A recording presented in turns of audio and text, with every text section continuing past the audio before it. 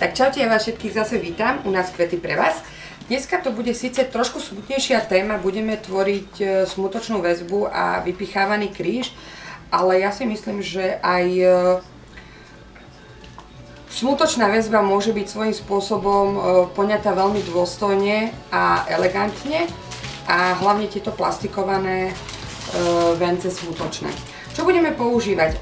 Základom nášho kríža budú biele ružičky,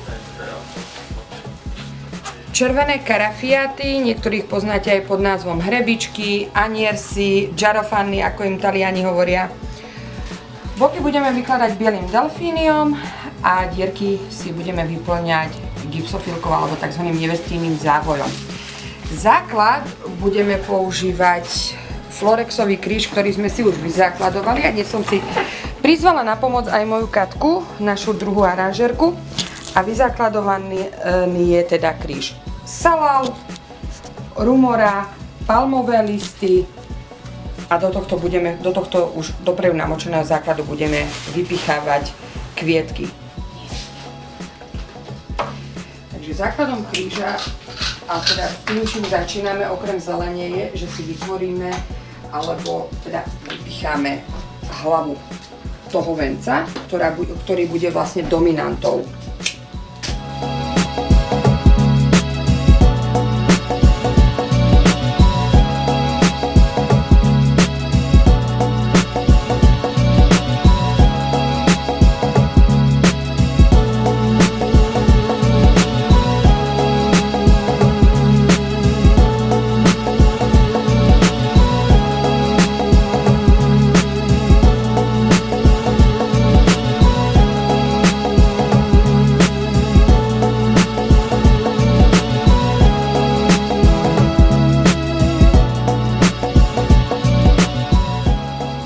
Aranžerskej hmote Florexu je veľmi praktický materiál, nakoľko jednak drží vodu a tie kvietinky majú z čoho ďalej piť a fungovať. A tým pádom tie vence aj 3 dní úplne v pohode podržia bez údržby aj v tomto teplom počasí. A samozrejme, keď sa o tie vence staráme a teda navštívujeme ten cintorín, ak máme tú možnosť a dolievame medzi kvietky vodu, tak oni podržia úplne v pohodičke aj vyše týždňa. Samozrejme, keď nie sú vystavené priamému slnečnému žiareniu, ktoré teda dá zabrať aj nám, nie to kvetinkám.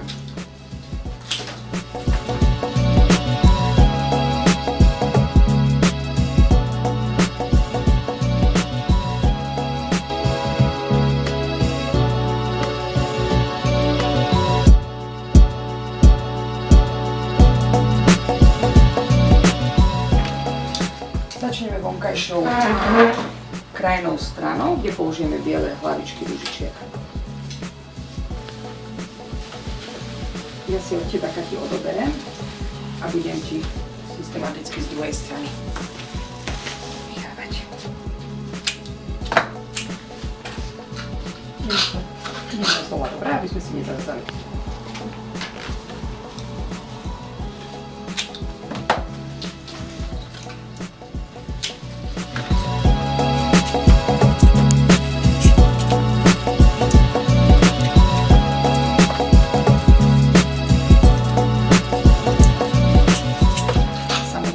Musíme dbať aj na to, že tie kvietky nám trošku ešte nakvitnú, takže aby mali miesto.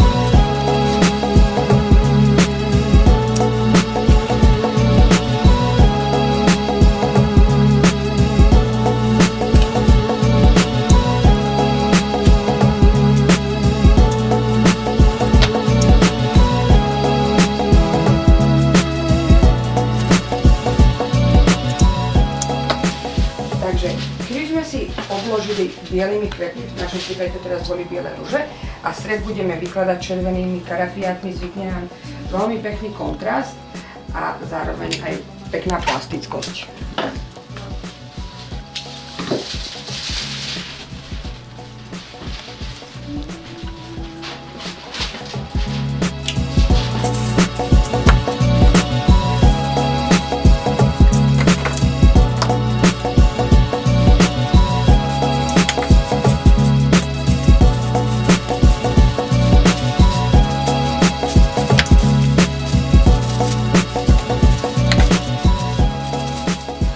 Ja osobne veľmi rada používam karafiaty, nakoľko sú ich hlavičky také jemne strapaté, ale aj kompaktné.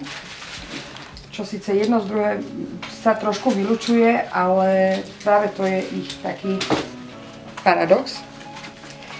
A veľmi krásne sa s nimi dá vyplňať priestor.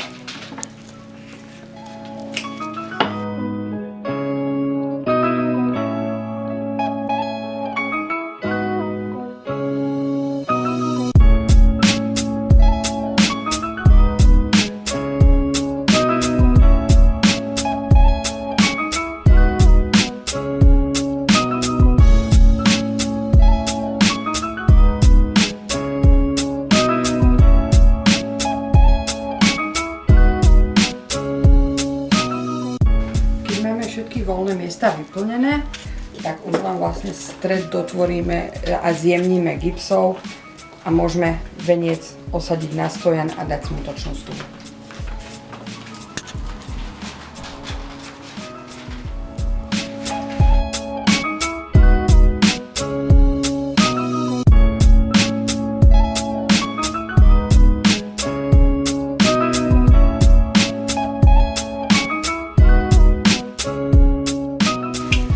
Vypichávanie gipsov si vždycky vyžaduje trošku trpezlivosti, nakoľko má veľmi tenučké stopky, rada sa láme a keďže je to len doplnkový kvet, musí byť vždycky pod ostatnými kvetmi.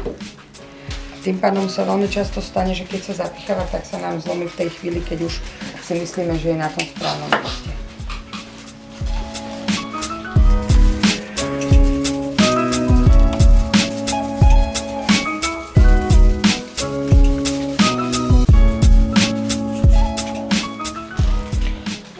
Katka, že máme kríž hotový, na záver si ho ešte jemne postriekame stringom, aby dostali lístočky trochu lesku.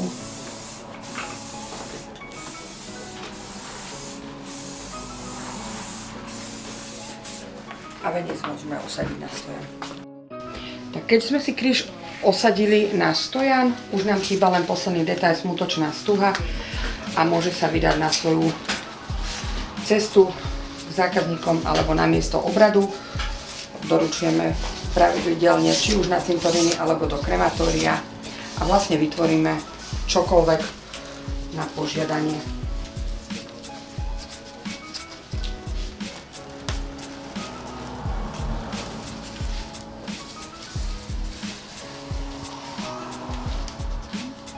Tužku si prikratíme podľa potreby.